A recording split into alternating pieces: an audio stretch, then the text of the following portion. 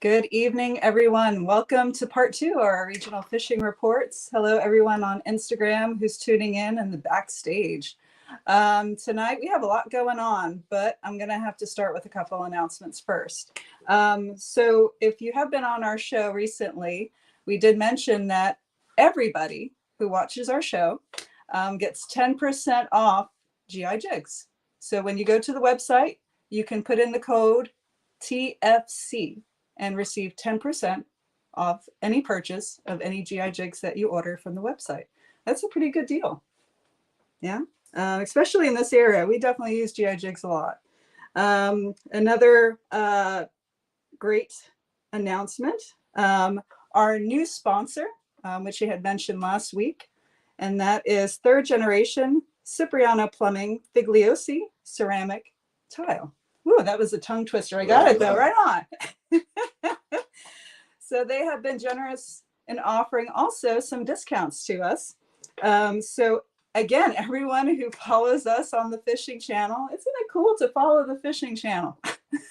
There's a lot going on.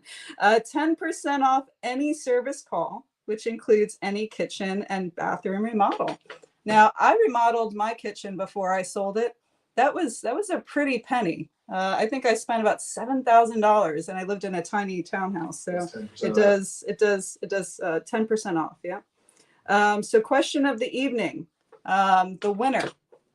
So we always give out our beautiful GI jigs and our BKDs. So this is what the winner will receive tonight, as well as we're beefing it up a little bit thanks to our sponsor.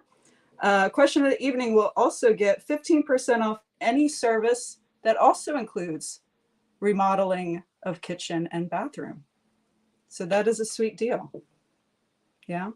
And also we had mentioned last week as well that we had started our TFC membership on YouTube. So I'd like to mention that again to anyone who missed it last week. So we have an amazing team with us on this premier YouTube page. So we have Captain Walleye Pete, who I get to talk to tonight, Tom Weaver, C.L. Marshall, Captain Massa out of Georgia, our boy E in Florida. We have an amazing team we've collaborated with to put together some really great content that is not available to anyone who's not a member, but definitely worth $5 a month. So we encourage everybody to join. You are not also supporting us, but you're also supporting these local charter captains and also the kayak fishermen that we support locally and regionally as well. So we want to bring the best content to you, and I think we have with this amazing team that we have put together and collaborated with. So we have fishing tips, tackle tips, a whole array of different kind of videos to bring to you in this membership program that we have on YouTube. So do we have it on the screen tonight where we can show this? We can roll this in. Okay, awesome. So we're going to roll a sample of this so you get to see and a taste of what's going on with this premier membership.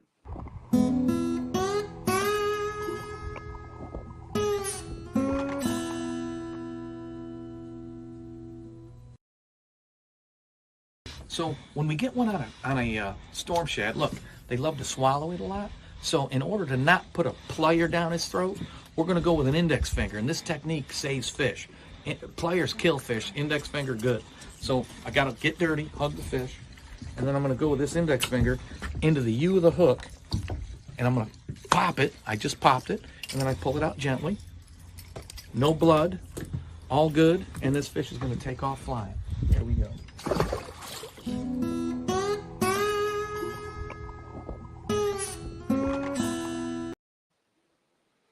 Yeah. So amazing tip from Captain Walleye Pete. I never even thought about this either. you know, how you can really do some damage to the fish going down there with the pliers. So some things you just don't realize until it's pointed out. So I thought that was a really great tip. So we're going to bring him in, Captain Walleye Pete. Good evening. Hey, I didn't know you were going to play that. That was pretty cool. Surprise. Hey, I will tell you that tip has, I've been doing that for a long time. The index finger into the U of the hook, you just pop the hook back from where it came, out from where it came. And I've got superhuman strength fingers from doing this all the time, but it really doesn't take that. It just takes a good healthy pop. But when you dig a plier in there, it really does do damage. So I never use pliers unless I absolutely positively have to. And there's another tip I'm going to show you on another time where I do another thing when it's deeper or in a gill plate. So anyway, it's all good. But thanks for playing that. No, I feel convicted now. I don't even want to use pliers after that one. Well, you can.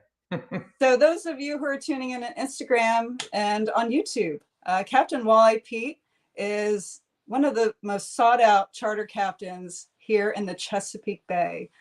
He is with Four Season Guide and Light Tackle Services Charter. I think I messed that up. I apologize. Yeah, Four Seasons Guide Service. Mixed mingle. It's all good. It's all good. It doesn't matter. Yes. So I have labeled him the Beastmaster, and he is. Please check him out on Facebook. He is pulling some amazing, huge striped bass out of the bay, which is a feat to do now with what's going on with the temperatures and the moon phases that are going crazy here. So without further ado, let's get into the fishing report. What do you have, Captain? Well, what I've got is I've had super high temperatures for this time of the year. I think today, last year on this date, I was 9 degrees cooler than today. So I was a little over 50 last year, like barely over 50. Today I had as high as 61. Incredible temperature for shallow water. When it goes below 50, the game is over in the shallow water, and they're all going to be out in the main stem or in deeper waters because all the bait leaves the shallow when it's below 50. So right now, I love shallow water. I didn't see one boat today. I didn't see one boat yesterday, and I'm fishing this incredible emerald green water, stumps, rock piles, and giant stripers. What's your definition of giant? You tell me, because I don't know. I'll give your listeners a giant one right now. A 30 inchers giant. I hate to say it. Yes. A few years ago at this date, a giant would have been 38 inches, but because the way management handles things, I believe, in my words, that every year a nice one is getting smaller and smaller. But a 28 to 30 inch striper in shallow water, I'll take that any day and 100 times on Sunday. And the fishing has been very good. So if giant is 28 to 30, I've had a lot of those lately. Right. And I see that you're pulling them out of skinny water. Now, if you can explain that a little bit to our viewers, some people don't know that, and it's different in different areas. I've seen, 20 feet, I've seen 2 feet. So where are you finding them as far as what is skinny? Okay, skinny to me is like 3 to 6 feet of water, but sometimes shallower than 3. Today, for instance, I like color changes in the water, and I don't mean the color of the water, but old sod under the water is a dark color, and then the nice emerald green water is a lighter emerald green color. I love to throw to those sod edges, and right now with that full moon, there's critters in that sod, and I saw some crabs crawling on the bottom. Even today, the water was over 60. So that full moon phase was bringing stripers into shallow rock piles, shallow sod that's just under the surface, and I was crushing them, on paddle tails, on surface. Just incredible numbers too. Not just a few, but really catching a lot of fish. And that warm water has a lot to do with it. Yeah, I checked out your Facebook page, and it was all top water. Sunrise, you coined it sunrise surface bombers. I saw you in kind of grassy areas and shallows, and all of them look like they were 30 and above. I mean, they were beasts. They were beasts. I did have a 32 yesterday, and that was in a stump field, and was it on a popper? I think it was on a BKD. We were throwing BKDs with quarter ounce heads over stumps the water was kind of high and it was sunny. So we were not throwing poppers at that point in time. And we were just imitating the bait fish in the stumps. And the water was super high from this moon. I love high water on the moon. And we did get that 32-incher in there. But prior to the sun coming up, we were crushing them on poppers on rock piles with only a foot of water over the rocks. And we're popping those poppers from, it's 4 or 5 feet. Then you pop it over the rocks where it's a foot. And those fish were just marauding crabs all over that, I think. And we're catching them with menhaden. There's menhaden in the stomachs mostly. But lately, we've had some crabs in the bellies too. So anyway, it's super freaking great. I love this time of year. But it's going to drop like a rock. We got lows of 30s coming up this week. It will be over in the shallows. But while it lasts, I'm crushing it while it lasts in the shallow with no boats, no charter boats mowing them down. And, I don't answer the phone. I'm just out there in the skinny all by myself, loving life. For sure. Yeah, there's a hurricane headed towards Florida, has hit Florida, tropical storm that's going to be impacting our weather. To everyone who's viewing, I hope that everyone is safe who lives in the path of this tropical storm, maybe turning hurricane. But we have a question already. All right. Cameron Priest, Captain Pete, do you have any tips for finding shallow water structure as fairly new angler to the Middle Bay area? I absolutely do. When I went to Florida 3 years ago, never had guided at all and fished down there, I scoured Google Earth near shore in the grass beds. If you look at Google Earth and you have a clear day and it's not rough, so if you get the picture when it's not rough, you can look through Google Earth and find it. You go near shore, if you see dark water near shore, that's deeper water. You can see stumps near shore, you can see wrecks. I have found so much structure, especially rock piles. Chesapeake Bay on the eastern shore has a lot of old riprap, and you can see it on Google Earth if you scour it. But you have to be very, very careful too, because you don't want to have to call an Uber from the eastern side, like near Hooper's. That would be an expensive Uber ticket. But yeah, that answer. Get on Google Earth. Charts are all right, but charts don't show everything. Google Earth does. So that's it. Really scour Google Earth. Also, I'm doing some seminars this winter, just to let you know. So seminars, I give away all that information at my seminars. And, I got some dates open on the 28th. No biggie. I'm going to be putting it more on Facebook, but let's keep going with this. Yeah, awesome. Yeah, or schedule a charter with Captain Pete. All right. Yeah. So if somebody, since we're talking about, your upcoming seminars and scheduling a charter with you, how does somebody do that? Just text me or go to Pete at walleyepete.com. You can get all my information there. I mean, that's my Pete at walleyepete.com is my email. Walleyepete.com is my website, which I have not kept up on, and I'm embarrassed. But it's not broken anymore. It works. I just haven't been putting content. I do Instagram and Facebook, but it's got all my info and numbers and all that good stuff. So you can get a hold of me through that.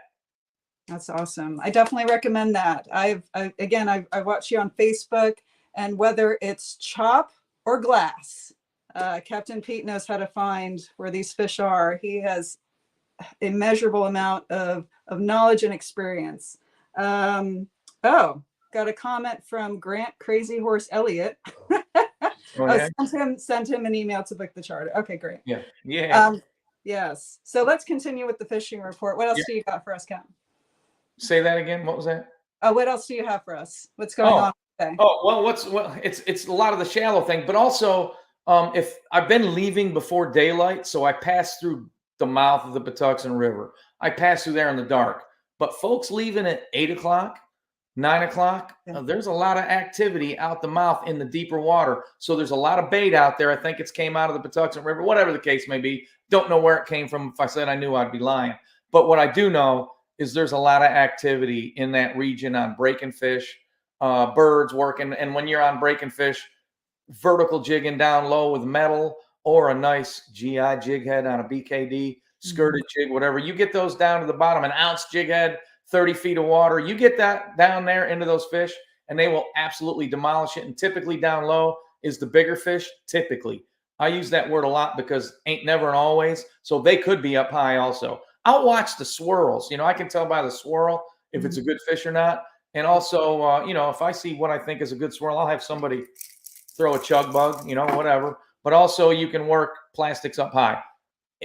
There's a lot of fish in there. Use your fish finder, see where the fish are in the water column, and make it happen. It's not hard.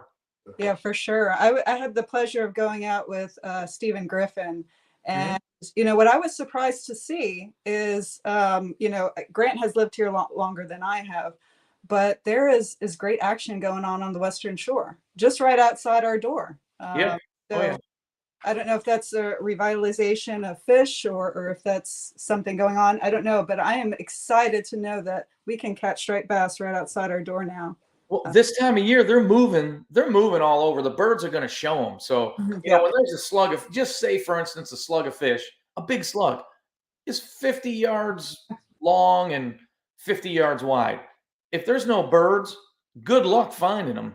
You might find them on an edge somewhere, but it's not easy. But this time of year, it's magical because the birds will show the way.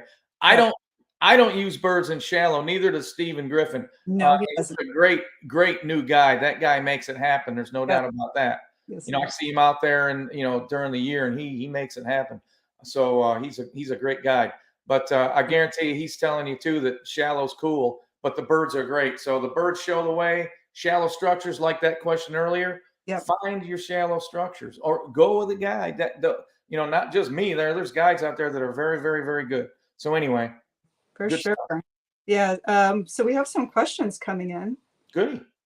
Silas, why do they call you Walleye Pete? I've wondered for years, but I only see you on the bay. Ha ha. Well, Silas McFinn. Shame on you. Wait a minute, McFinn, is that a real name or is that like a Walleye Pete name? But anyway, they don't call me Walleye Pete. Here's how that happened. I grew up in upstate New York fishing for walleyes on Oneida Lake. I didn't call myself Walleye Pete up there because I wasn't good enough to declare I could do that. But when I came down here, I needed a handle on the radio. So in 1995, when I bought a boat, I needed a handle. I called myself Walleye Pete. And then the internet stuff started happening. And I needed screen name. And I said, well, Walleye Pete's a good screen name. And then it really just stuck. That's all. So I don't walleye fish. That's why I live here. But the Walleye Pete thing is just kind of stuck. That's it. For sure. We have another question coming in. Let's see here. Oh, Shore Shark. He must be joking. Yeah. I'm not going to say it out loud. I'll let you answer. No, do you troll stretch 25s? No, but I will tell you, when I first moved here in 1995 and I went to West Marine, the fishing guy at West Marine sold me some stretch 25s, and I used them just outside the gas dock, and I actually caught fish on stretch 25s. They're a great lure. Currently now, I do not use them.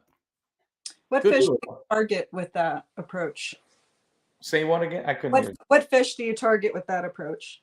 With stretch 25s, back when I first got here, there was big stripers at the gas dock. There was bluefish. There was even weak fish. So any number of critters in the summer, if you trolled a stretch 25 near the gas dock, which you can't now because it's this restricted area, I would catch fish. But that's where I used them, right outside the gas dock in 40, 45 feet. I'd go close to the pilings. And I think they do that in the Chesapeake Bay Bridge Tunnel too, down there on those pilings. But, I guess the trick would be getting it close to a structure, just like a jig, except it's a trolling thing. And you don't want to lose them because they probably cost $20. But anyway, that's what I'd use them for. All right. Do we have any other questions? Rashawn from Infamous Fishing, Legion of Anglers, says, take me out on your boat. Come on, brother. He also said, how is the top water bite, which we've discussed, if you want to elaborate further on that. The top water bite's been insane. A few days ago, it was foggy. I heard people complaining on the radio. It was foggy. People were getting, not on the radio, but on the internet. And then a couple people text me, asked me if it was foggy. It was foggy. It was so foggy that we could not see our popper at the end of our cast. Right. But you know what was cool? Because I'm guessing that Grant is a premature hook setter when it comes to popping. So if he can't see it, he probably would wait till he felt it. So fog would be good for him, because when you are using a popper, and I have guys every day pull it too quick. And here's what I say to him. I said, you could not catch a fish any better than that, because as soon as they pop it before the fish eats it, you pulled it away from the fish, you can't catch them. So that's what Grant does. I just know he does. I just know. He is confessing this in the background. So he has to take his time, maybe try it out in the fog. But the surface bite has been insane early before the sun gets above the trees, or if we got overcast, and especially when the water is 60-ish.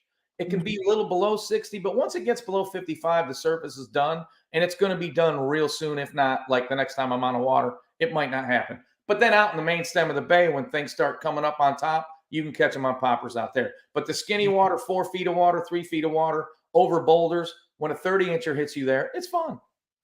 And it's been good. Rob Wilson, will you continue with, will you continue with a judge boat? I love my judge boat. I've got over 16,000 hours on my judge boat and it's a 2010 and we're in 22. So that's 12 years old.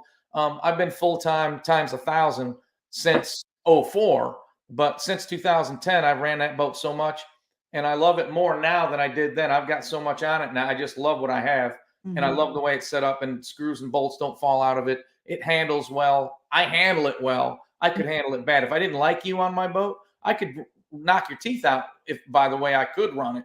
But when you run that boat properly, it's really, really good. Love it. Shallow water, everything. It's wonderful. Yeah. So make sure you are in Captain Pete's good graces that day. No, actually, I don't want to I don't want to rattle myself either or, rattle the boat. The boat's got some time on it. So I just take my time with it and I treat it right. For sure. And it all works out. Yes. Grant has a question here. For our audience that is out of the region, can you describe your style of fishing? Yeah, my style of fishing, it's light tackle. I don't do, I've got, 6'8" medium action, medium heavy at the most. And we're using light jig heads. We're targeting fish in the water column. A lot of times I'm in shallow water. If I'm in 6 feet or below, I'm going a 1/4 ounce or 3/8 ounce jig head. And I'm teasing those paddle tails. I'm working those poppers in shallow. And I'm going over structure because structure plus current equals fish, but not always. I wish it was always. There is never an always. All right. But I do that. And then in the open water of Chesapeake Bay, I'm slinging, I can't wait soon because I'll be slinging a 10-inch BKD with a, that's not a GI jig head, but it almost looks like one. But I'll be using these kind of things, imitating big bait, big fish in the main stem of the bay, but it's all with light tackle. I don't troll and I don't sling bait. I don't chum. It's all about locating fish with great electronics, right? And, experience, knowing where to find them, using my binoculars and using my electronics and my experience. And that's what I do out here. So that's it. For sure. Any more questions? Yeah, we're going to have to speed round this. We're getting close to the end. We have 2 more questions that we can take. Who's our first one? All right. So Fred, what are your fishing plans for this coming year?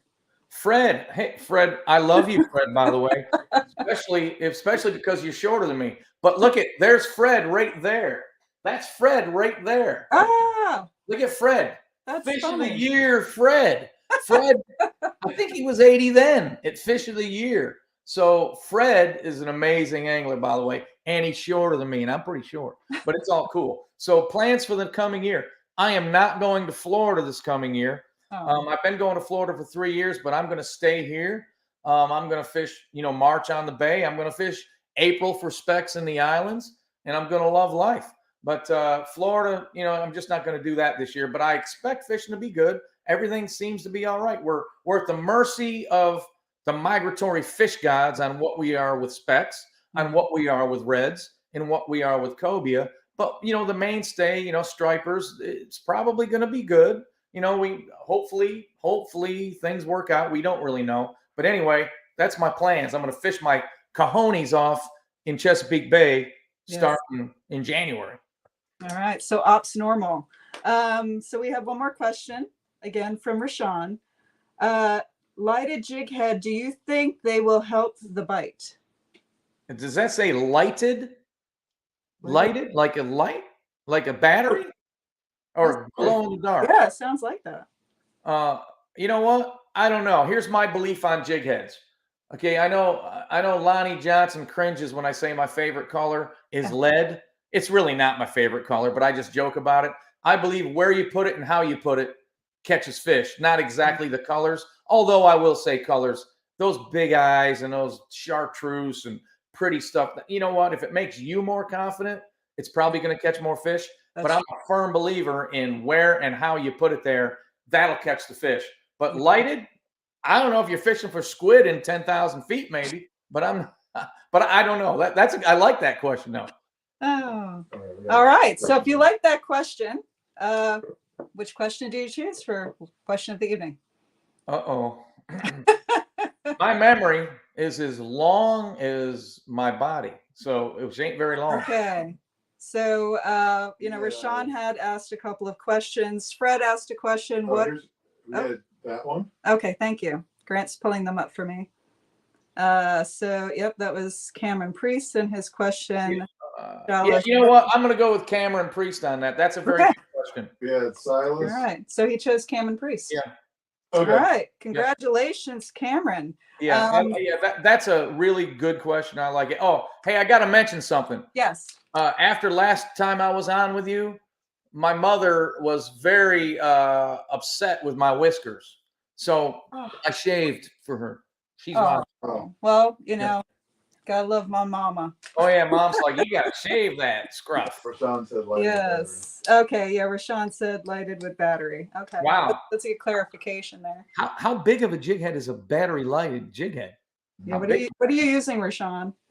How big is it? So we're going to close out really quick. So Cameron, please reach out to us at admin@thefishingchannel.net so we can make sure you get your winnings and your discount on your remodeling of your kitchen or bathroom. So Captain Walleye Pete, always a pleasure. Learn so much every time. Check him out Facebook. Schedule your charter with him.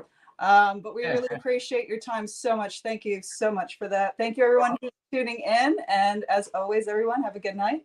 Fish on. Adios. Bye-bye. Bye.